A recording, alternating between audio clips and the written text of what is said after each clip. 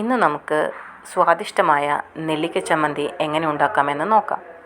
അതിനായി അരമുറി തേങ്ങ, 3 നെല്ലിക്ക, ചെറിയുള്ളി 3 എണ്ണം, ഒരു ചെറിയ കഷ്ണം ഇഞ്ചി, 2 പച്ചമുളക്, ഒരു തണ്ട് കറിവേപ്പില, ഇതൊക്കെയാണ് ഉപയോഗിച്ചിരിക്കുന്നത്. തേങ്ങ നേരത്തെ ചിരണ്ടി വെച്ചിരിക്കുന്നതാണ് എടുത്തിരിക്കുന്നത്. അതുപോലെ നെല്ലിക്ക 3 എണ്ണം നേരത്തെ ഗ്രേറ്റ് ചെയ്തെടുക്കേണ്ടതാണ്.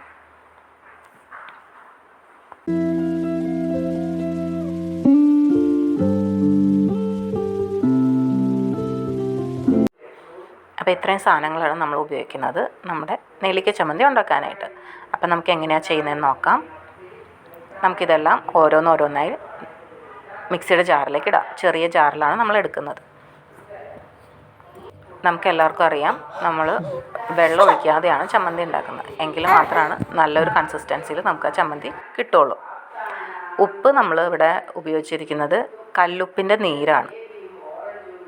അത് നമുക്ക് ഉണ്ടാക്കാൻ അറിയാമായിരിക്കും. അറിയാത്തവർ ആരെങ്കിലും ഉണ്ടെങ്കിൽ കമൻറ്റ് ചെയ്ത് കഴിഞ്ഞിട്ടുണ്ടെങ്കിൽ അതൊരു വേറൊരു വീഡിയോ ആയിട്ട് ഇടുന്നതായിരിക്കും. അപ്പോൾ ഇത് നമുക്കൊന്ന് അരച്ചെടുക്കാം. നല്ല സ്മൂത്തായിട്ട് അരച്ചെടുക്കാം.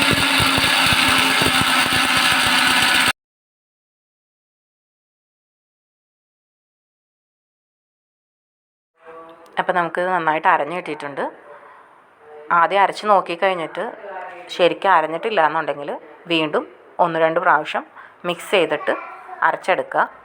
അടിയിൽ മാത്രം അരഞ്ഞിട്ടുണ്ടാവുള്ളൂ ചിലപ്പോൾ. അപ്പോൾ നന്നായിട്ട് ഇളക്കിയിട്ട് നല്ല സ്മൂത്തായിട്ട് തന്നെ അരച്ചെടുക്കാൻ ശ്രദ്ധിക്കേണ്ടതാണ്. എന്നിട്ട് നമുക്ക് സാധാരണ ചെയ്യുന്ന പോലെ ചമ്മന്തി കൈ കൊണ്ടൊന്ന് ഉരുട്ടി എടുത്തു കഴിഞ്ഞാൽ നല്ല രുചിയുള്ള നെല്ലിക്ക ചമ്മന്തി കിട്ടും. ഒരു തണ്ട് കറിവേപ്പില വെച്ച് നമുക്ക് ഇതൊന്ന് ഡെക്കറേറ്റ് ചെയ്യാം. അപ്പോൾ ഇതാണ് നമ്മുടെ ചമ്മന്തി. എല്ലാവരും ട്രൈ ചെയ്ത് നോക്കുക. നല്ല ടേസ്റ്റ് ആയിട്ടുള്ള ചമ്മന്തിയാണ്. എരിവൊക്കെ നിങ്ങളുടെ ആവശ്യത്തിനനുസരിച്ചിട്ട് ഉപയോഗിക്കുക. അതുപോലെ ഉപ്പും. അപ്പോൾ ഇതാണ് നമ്മുടെ നെല്ലിക്ക ചമ്മന്തി. മുതിർന്നവർക്കും കുട്ടികൾക്കും വളരെ ഹെൽത്തി ആയിട്ട് യൂസ് ചെയ്യാൻ പറ്റുന്നൊരു ചമ്മന്തിയാണിത്. അപ്പോൾ എല്ലാവരും ട്രൈ ചെയ്ത് നോക്കുക.